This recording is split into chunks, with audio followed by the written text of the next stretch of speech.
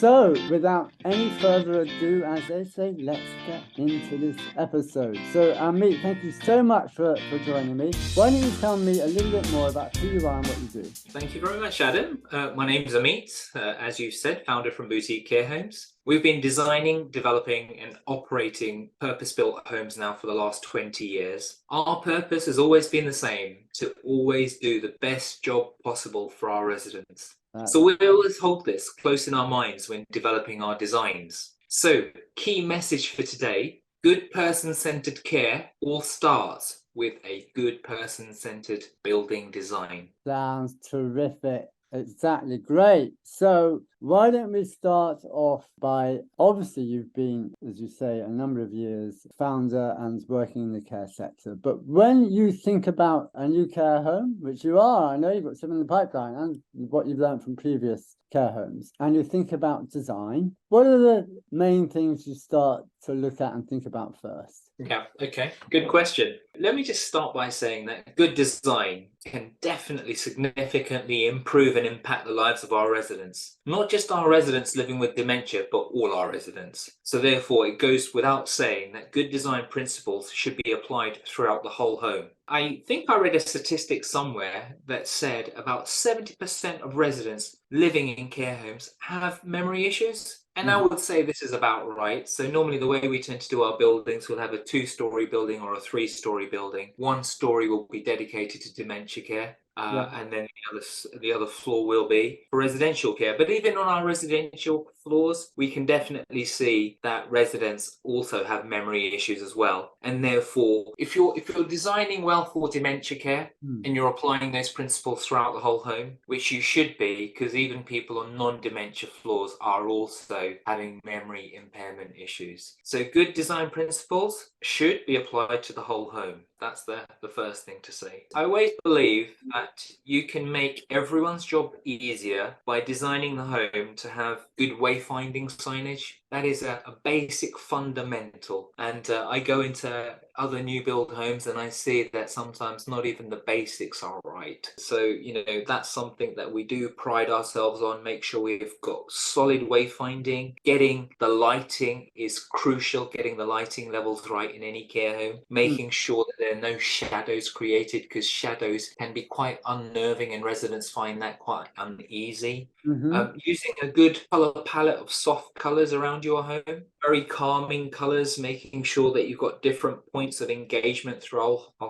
whole home, and I'll talk about a bit more about that in a moment. I've been involved in the sector now a number of years, and I've seen that the way our buildings get used do change from home to home. So I would say each home and its spaces must be designed to be multi-purpose, because every home does operate slightly differently. Every group of residents needs change over time as people, leave and join. And the design needs to be able to offer flexibility so it can be personalized and stand the test of that time. I'm also a solid believer, and I've seen it time and time again. If you can create meaningful outdoor spaces, it adds significantly to the quality of our residents' lives and the families that come and visit them. Let me give you a couple of examples of that. So, you need to have different focal points in a garden. So since COVID now, we always add the additional feature of creating an outdoor summer house, just in case you need those outdoor COVID meeting rooms again. Let's hope those days never come back. Right, yes.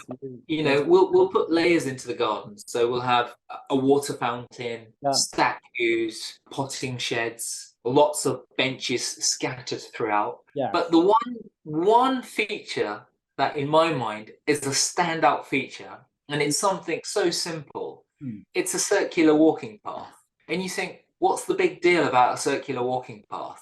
And really, honestly, it's as simple as this, right? We basically encourage our residents to do laps of the garden, and then they'll say to their friend in the care home, fancy going for a walk in the garden? And then they'll do X number of laps. That might be 1, might be 2, might be 3, and then they'll set themselves a goal for the day. Right, I'm going to go to the garden and do 3 laps. I'm going to go to the garden and get 4 laps. And then they'll come back into our bar bistro and say, they'll have a chat. And they'll say, have you been out in the garden? How many laps have you done today? And it creates a little bit of social banter for them. And so many friendships have been formed within our care homes between our residents just by doing that. And then, the quality and meaningful moments that everyone treasures. For example, even when someone can be passing away and their end of life, families will go and find a nice spot in the garden. They'll take their loved one out in a wheelchair, and they'll create new moments together and just treasure those moments. Yeah. And the planting has to be right, different textures, different smells, triggering all those different sensory moments within available to the residents. I think it can really help significantly having great outdoor space as well. A garden is not just a garden. It can be easily much more than just a garden. It can really create meaningful, impactful moments. And a curiosity question on that. So when you come to thinking about the gardens and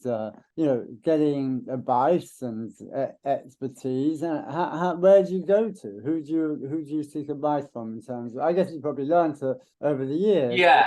Okay. So in essence, we know what we want. So we know your architect will normally sketch up on the plans, right? This is where he thinks the patios will go. Yeah. So on our ground floor, all our bedrooms will have patio doors, and we create a patio outside every bedroom. All our lounge spaces will have a patio outside, and we'll always make sure all our lounges have biofolding doors, so you can just leave them wide open, and let all that air filter through the care home, because it's so important to have fresh air coming in a care home. And just making the outdoors, indoors, and so forth, that concept of, a lot of houses these days have biofolding doors. Well, we've just taken that straight into the care homes, and it works very successfully. Encouraging people to go outside. When you leave your biofolding doors open all day, it's just much more appealing for that resident to take that step out your lounge area or your bar bistro area and go straight outdoors. Yeah. So making it inviting and appealing for them to do. And as far as the detail of the planting, I have no clue. So we just employ a landscape architect for that, and they will recommend to us, in this garden we believe that these are the right plants to have, and then they'll basically suggest this is the size and scope of the plants that we recommend that you install. Yeah, and sorry, if I can just go back to the first thing you said about these the wayfinding. Tell me a little bit about that. How thorough do you need to be? When do you have wayfinders or signs, and when do you not have them? And tell me a little bit more about how that works in practice. Okay, so there's different aspects to wayfinding, right? First of all, you've got your directional signage. So in our residential communities, everywhere you go, you'll always have a sign to look at to say, go this way for our Hampton Lounge, or go this way for our Shepperton Lounge, dining rooms and so forth, and then bedrooms 1 to 10 this way, or 11 to 20 that way. That's the simple stuff, making sure it's clear, it's bold, it's visible, because a lot of people into their 80s and 90s, our residents, will have visual impairment, so it's got to be bold and it's understated. So I would say it's got to be age appropriate for your residents. None of this cartoonish, childish signage that you can come across. So we always make it age appropriate for our residents. As far as the same signage is concerned for our dementia communities, we follow best practice with our own twist. So the signage is that typical deep, vibrant yellow, very visible and contrasting, which is recommended by Stirling University. Right, I see. Just making sure that, if we do have picture signage again in the residential, in the dementia sections, that it is age appropriate for our residents. It helps to keep all the tones, as I said before, calm and understated to our overall elegant interiors. What kind of colours is that in reality? It's a personal preference. Each operator has their personal preference. We tend to go for subtle tones. Right, But another aspect of wayfinding is themes that you introduce into your corridors. So corridors maintain a single theme within one line of sight to help residents orientate themselves. And you'll only see a change of theme when you transition into a different part of the home, i.e. turning a corridor.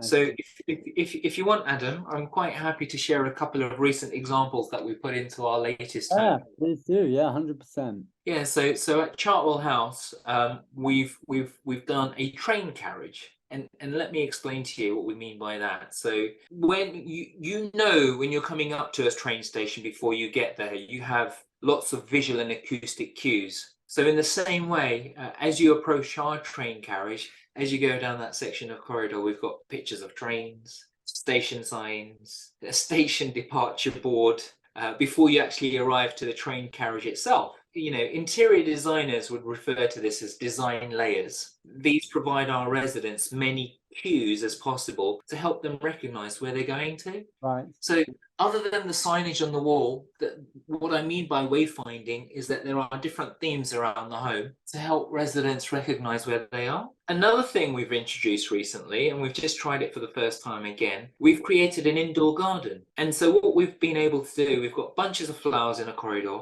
leading up to the sensory garden, sets of console tables with watering cans and garden tools. But before you actually reach the indoor arbor, we've got, you know, green walls, seating areas, indoor skylight panels that form the garden itself. And this all helps our residents. You know, it creates prompts for them so they know they're headed towards the garden area. Yeah, I see. Yeah. And it helps spark their memory, you know, all these small cues, and you know, there's different things there to appeal to the different senses. Yeah. And then the area itself is filled with different objects that are chosen to be tactile and many scented as well. I see. So it all adds to their experience. Yeah, and tell me, so if I came into one of your homes, you talked about the residential and the dementia environments. What would I notice as a difference between those two environments? I think what you'd see is the way the communities are run are very different, to be honest with you. So we have slightly different features between the two. So the wayfinding is different in a dementia community, as I've just explained, compared to the residential community. Cool. And then the way the main difference is the way the staff are trained to look after our residents. So in our residential communities, we find that they're a lot more independent, our residents, and they need not less care, but less attention in a different way. And then our residents suffering with memory issues on the dementia floor, the staff are trained to look out for telltale signs. So every day, those residents will have slightly different needs. And I think that's the key difference in the way the staff are trained to look out for signals. This actually leads on to something we were talking about at the top before we clicked on record today. We were talking about ethos and values and how important that is. It underpins everything that you try and instill in boutique. And I, you know, speaking to other care providers, you know, I know that those ones who do better than others are those who have a very, very strong ethos and very strong values, and it underpins everything they do. So talk about how the design, which has been talking very much the physical design at the moment, partners or envelops and helps develop this ethos and values that a provider may have. Sure. So I guess the part I haven't touched on yet, that good design should enable our teams to do their jobs easier and take that into account. So we try to create as much as possible a lot of open plan environments.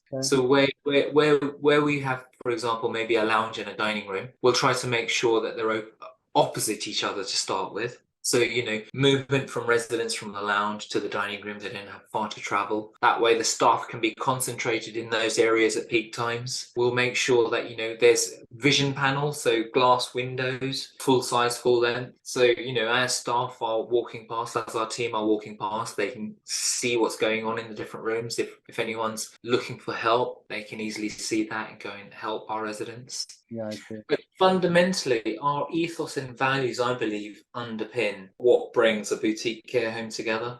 So we thought we'd use the word boutique and develop our values and meaning around, you know, why the business was set up. Every letter means something different which underpins the business. But I believe that the B, the Q, and the T stand out for me. So the B for belonging, you know, it's about that belonging, a home where you belong and are loved as part of our boutique family. Okay. The Q is for quality, and quality being at the heart of everything we do. And the T, I'm going to guess on the T, but I don't want to guess. I might be dreadfully wrong, so I'll leave it to you to say. So the T is all about trust, building trusting relationships. Right. Yes.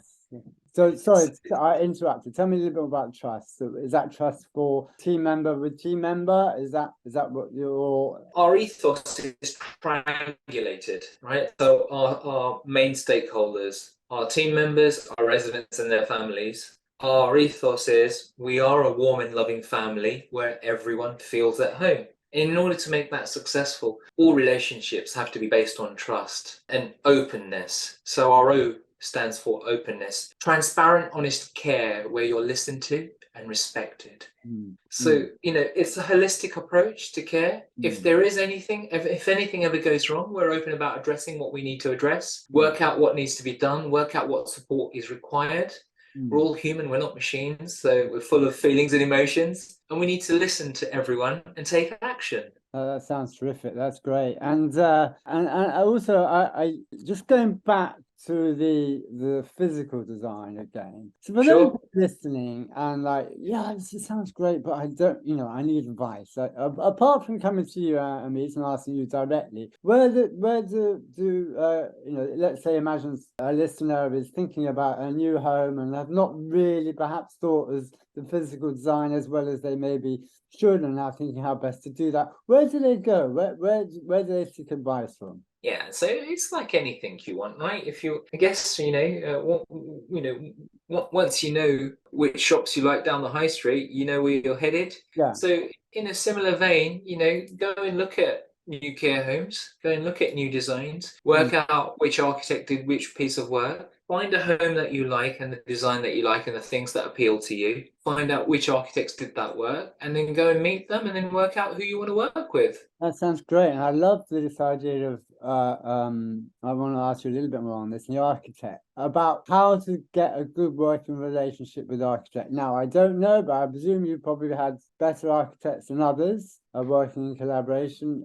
I imagine so. I don't know. You let me know. But how do you go about finding a good architect and developing and working with a good architect in a collaborative way that's successful? Yeah, so I think trends are always changing, right? So it depends for us because we've been in the sector for a long time and we've done numerous new builds. Yeah. Our designs have been evolving, and now I think we're at a stage where we know what we want to achieve. So when I see a set of architects' drawings, I'll typically have a couple of highlighters there saying, that's not quite right, that's not how we want that, that's not where we want this, we need to move this there and move things around.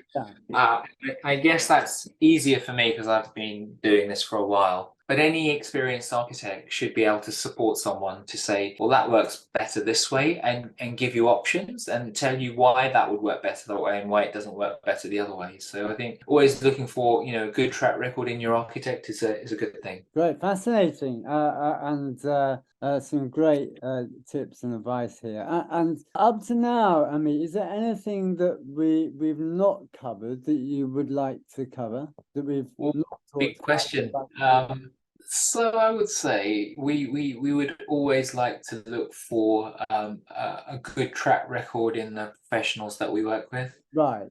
And it's worth doing your research. It's always worth doing your research on and then there's always soft factors like how busy they are. Sure.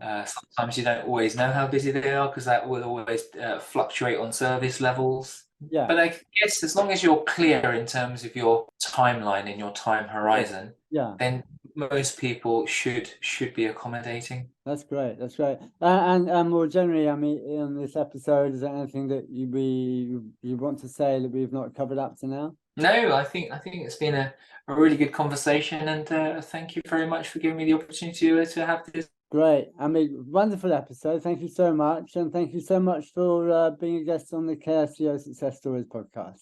Thanks, Adam. Thank you. Before you go, if you liked this episode, please make sure you subscribe. In that way, you will not miss out on any new episodes as they come in. And also, once again, if you are struggling to get those inquiries into your home, or you do want to make sure that you increase your revenue stream faster by filling those beds faster, then make sure you please go to get my free video on the 7 vital things you must do to fill beds faster. www.springup-pr.com/UK and click on Care Home PR.